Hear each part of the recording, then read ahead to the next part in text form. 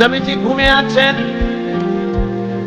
গভীর রাত্রে হযরত জিবরিল আমিন এসে বলছেন, আল্লাহর নবী, আল্লাহ পাক অর্ডার করেছেন আজকের রাতেই মদিনায় হিজরত করবেন।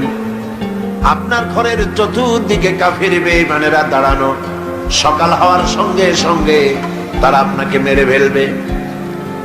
নবীজি ঘুমের থেকে জেগে হযরত আলীকে ডেকে বললেন, আলী, আমার বিছানায় ঘুমায় থাকো, আল্লাহর হুকুম হয়েছে আমি মদিনায় চললাম, আমার কম্বলটা মুড়ে দিয়া তুমি ঘুমায় যাও। হযরত আলী বলেন, ইয়া রাসূলুল্লাহ, আপনার বিছানায় আপনার চাদর মুড়ি দিয়া ঘুমিয়ে থাকবো। সকালবেলায় কাফির বেঈমানেরা এসে আপনার বিছানার উপরে আপনার চাদর গায়ে দেওয়া অবস্থায় আমাকে মুহাম্মদ সাল্লাল্লাহু আলাইহি সাল্লাম মনে করে আমাকে কেটে টুকরা টুকরা করে বিদায় করে দেবে। আমার মনের মধ্যে কোনো দুঃখ হবে না, কষ্ট হবে না, বরং তৃপ্তি এটাই হবে যে আমি আলীর জীবনের বিনিময়ে আল্লাহর নবী বেঁচে আছেন। নবীজি ঘরের থেকে বেরোলেন, চতুর্দিকে কাফের দাঁড়ানো, হাতে এক মুষ্টি বালু নিলেন, বালুগুলো নিক্ষেপ করলেন। কাফের দাঁড়ানো চতুর্দিকে বালু চলে গেল চতুর্দিকে, এদের চোখের মধ্যে গিয়ে ঢুকলো। কাফেররা চোখ টলতে লাগলো। এই ফাঁকে আল্লাহর নবী বেরিয়ে গেলেন, কাফেররা দেখলোই না কে কখন বেরিয়ে কোথায় গেল। মহান আল্লাহ রাব্বুল আলামিন পরবর্তী সময় নবীজিকে এই কথা স্মরণ করিয়ে দিয়ে বলেছেন, ওয়ামা রামাইতা ইয রামাইতা ওয়ালাকিন্নাল্লাহা রামা। আপনি নিক্ষেপ করেন নাই, যখন আপনি নিক্ষেপ করেছিলেন আপনি শুধু বালুগুলো ছেড়ে দিয়েছিলেন, আর ওই বালুগুলো ঘরের চতুর্দিকে কাফেরদের চোখে পৌঁছাবার দায়িত্ব নিয়েছিল আল্লাহর কুদরত। নবীজি বেরিয়ে আসলেন, কাবা শরীফের দিকে বারবার তাকাচ্ছিলেন, আর চোখ থেকে পানি দর দর করে পড়তেছিল। বুখারী শরীফের হাদিসে এসেছে, নবীজি কাঁদতেছিলেন আর বলতেছিলেন, হে কাবা, বড় আশা ছিল তোমার খেদমত করব, তোমার পাশে থাকব, কিন্তু তোমার নিষ্ঠুর সন্তানেরা তোমার পাশে আমারে থাকতে দিল না। নবীজি হযরত আবু বকর রাদিয়াল্লাহু তাআলা আনহুর বাড়ি গিয়ে যখন দরজায় নক করেছেন, আবু বকর বলে দরজা খুলে গেল, লাব্বাইক ওয়া সাদাইকা বলে। হুজুর প্রশ্ন করলেন, আবু বকর, এত রাত্রে একটা ডাকেই ঘুম ভেঙে গেল তোমার, তুমি কি ঘুমাও নাই? হযরত আবু বকর বলেন, ইয়া রাসূলুল্লাহ, আপনি আমাকে যখন বলেছিলেন রাতের বেলায় হিজরতের সময় আমাকে সাথে নিয়ে হিজরত করবেন, আমি মনে মনে ভেবেছি কত রাত্রে কখন নবীজি আসবেন, দরজার সামনে দাঁড়াইয়া আমারে যদি ডাকাডাকি করেন আর আমি যদি ঘুমায় থাকি নবীর সঙ্গে বেয়াদবি হয়ে যাবে। আমি এই কথা মনে করে বিছানার উপরে আরাম করে না ঘুমাইয়া আপনার গলার আওয়াজ শোনার জন্য এই দরজার সঙ্গে পিঠ লাগাইয়া দাঁড়াইয়া দাঁড়াইয়া ঘুমাচ্ছিলাম। হযরতে আবু বকর রাদিয়াল্লাহু তাআলা আনহুকে সঙ্গে করে নিয়ে নবীজি মিসফালার ভিতর দিয়া মদিনার রাস্তা ছেড়ে উল্টা দিকে গেলেন। মিসফালার ভিতর দিয়া জাবালে কেদোয়ার উপর দিয়া জাবালে সুরে গিয়া পৌঁছলেন। ফজরের রক্ত হয়ে গেল, ভেতরে নিয়ে আশ্রয় নিলেন গুহার মধ্যে। কাফেরেরা সকালবেলা এলো, একজন বলে ভিতরে আসছে আর একজন বলে নাই। হযরত আবু বকর বলছেন, ইয়া রাসূলুল্লাহ, ধরা পড়ে গেছে, বাঁচার আর উপায় নাই। আল্লাহর নবী তখন কি বলেছিলেন কোরআন শরীফে আল্লাহ পাক তা শোনায় দিয়েছেন। নবীজি বললেন, ইয ক্বালা লিসাহিবিহি লা তাহজান ইন্নাল্লাহা মা'ানা। আল্লাহ পাক কোরআন শরীফের কথা উঠায় দিলেন। ইয ক্বালা লিসাহিবিহি, তিনি তার বন্ধুকে ডেকে বললেন, হে আমার সাথী, লা তাহজান, ভয় পাইও না, আমরা মাইনরিটি নই, আমরাই মেজরিটি, আল্লাহ আমাদের সাথে আছেন। সুবহানাল্লাহ। কিসের ভয়? সারা দুনিয়া যদি একদিকে চলে যায় আর ইমানদার মুসলমানেরা যদি একদিকে থাকে, কাফেরদের হাজারো চক্রান্ত, লাখো চক্রান্ত কোনো কাজে আসবে না আল্লাহ যদি সাথে থাকে। নবী করিম সাল্লাল্লাহু আলাইহি ওয়াসাল্লাম এই ময়দান থেকে মদিনা মুনাওয়ারার দিকে চললেন, আর কাফেরেরা ঘোষণা দিল মুহাম্মদ সাল্লাল্লাহু আলাইহি ওয়াসাল্লামকে কেউ যদি জীবিত অথবা মৃত অবস্থায় ধরে দিতে পারে 100 লাল উট তাকে পুরস্কার দেওয়া হবে। সুরাহা 100 লাল উট পাওয়ার লোভে বলল এই কাম আমি পারব। খুঁজতে খুঁজতে মুহাম্মদ সাল্লাল্লাহু আলাইহি ওয়াসাল্লামকে মরুভূমির মধ্যে সে পেয়ে গেল।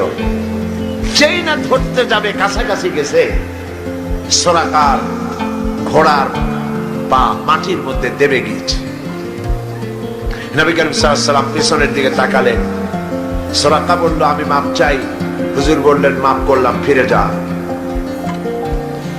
ঘোড়ার পা উপরে উঠে আসলো। যখনই উপরে উঠে আসছে, সুরাকা চিন্তা করলো 100 লাল উট। আবার পিছনে ছুটেছে ধরার জন্য। আবার কাছাকাছি যখন গেছে, 4টা ঠ্যাং ডুবে গেছে মাটির মধ্যে। বলছে মুহাম্মদ সাল্লাল্লাহু আলাইহি ওয়াসাল্লাম মাপ চাই, ভুল করেছি, মাফ করে দাও। হুজুর ফিরে তাকিয়ে বললেন দিলাম করে, ফিরে যা। আবার ঘোড়া উপরে উঠে আসলো। ফিরবে ফিরবে, আবার চিন্তা করলো 100 লাল উট। কি খারাপ মানুষ, চিন্তা করে। আবার পেছনে পেছনে গেছে। এইবার কাছাকাছি গিয়ে ধরবো অবস্থা যখন হয়েছে, ঘোড়ার 4টা ঠ্যাং, ওর নিজের পা, ঘোড়ার পেট আস্তে আস্তে মাটির মধ্যে গাড়া শুরু হয়ে গেছে। বলছে মুহাম্মদ সাল্লাল্লাহু আলাইহি ওয়াসাল্লাম ক্ষমা চাই, আমারে মাফ করে দেন। নবীজি বললেন মাফ করে দিলাম। উপরে যখন উঠে আসছে, ঘোড়ার পা শুদ্ধ। হুজুর তাকিয়ে বললেন সুরাকা, এখনো কি তোর বিশ্বাস হয় না যে আমি আল্লাহর নবী? সুবহানাল্লাহ। সুরাকা বলছে আমি আপনাকে ছেড়ে দিলাম, ধরবো না। তবে এই যে ধরলাম না, সেজন্য কিছু দেবেন না? কি চিন্তা করেন। আর নবী কত বড় রহমতের নবী, সুবহানাল্লাহ। নবীজি রাগ করলেন না। এই রকমের ক্ষমতা যদি আমাদের থাকতো হাতে, আমরা কইতাম তোর 14 গোষ্ঠী মাটির নিচে যাক। রহমতের নবী রাগ করলেন না। সে কয় যে কিছু দেবেন না, ধরলাম না যে, সেজন্য কিছু দেবেন না। রাসূল সাল্লাল্লাহু আলাইহি ওয়াসাল্লাম রাগ করলেন না, বললেন হ্যাঁ দেব। কি দেবেন? তিনি বললেন পারস্য সম্রাটের মুকুট দেব। সুরাকা মনে মনে খুব অসন্তুষ্ট হলো। মুখ দিয়ে কিছু কইল না, মনে মনে অসন্তুষ্ট হইল। রাতের বেলায় লোক নাই, জন নাই, একজন মানুষ নিয়ে আপনি আত্মগোপন করে মদিনায় যাচ্ছেন, পারস্য সম্রাটের মাথার মুকুট আমারে দেবেন, কিছু দেবেন না তাই কর। এটা কি স্বাভাবিক কথা? তখনকার যুগের সুপার পাওয়ার।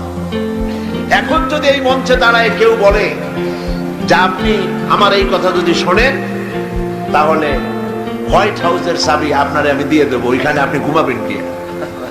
তাহলে ওই লোকটার মস্তিষ্ক সম্পর্কে আপনারা সকলে চিন্তা করবেন, বেচারাকে তাড়াতাড়ি হেমায়েতপুর পাবনায় পাঠায় দেওয়া দরকার, ঠিক কিনা?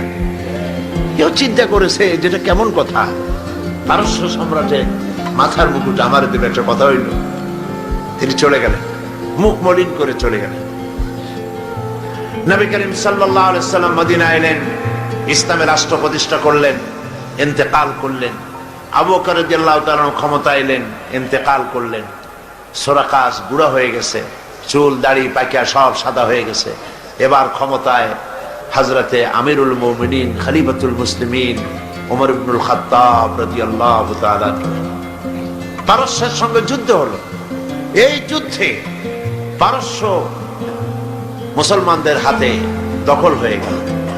গনিমতের মাল এলো, সোনা দানা হীরা জহরাত অস্ত্রপাতি সব গনিমতের মাল এসে খলিফার সামনে হাজির।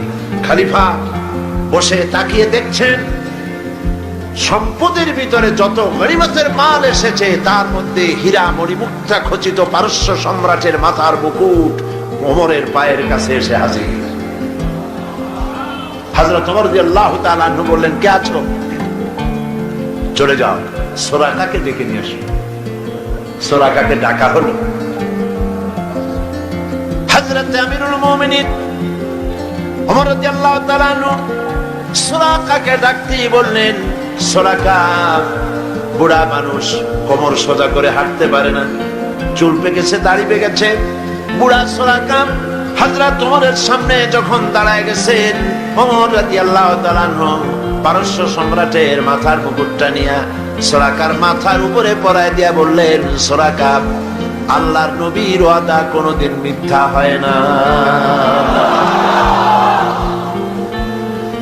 নবী করিম সাল্লাল্লাহু আলাইহি ওয়াসাল্লাম মদিনায় প্রবেশ করছেন। আল্লাহ রাব্বুল আলামিন নবীজিকে বললেন, একটা দোয়া পড়ার জন্য বললেন। নবীজি দোয়াটা আল্লাহর পাকের কাছে থেকে শেখানো দোয়া পড়লেন, রব্বি আদখিলনি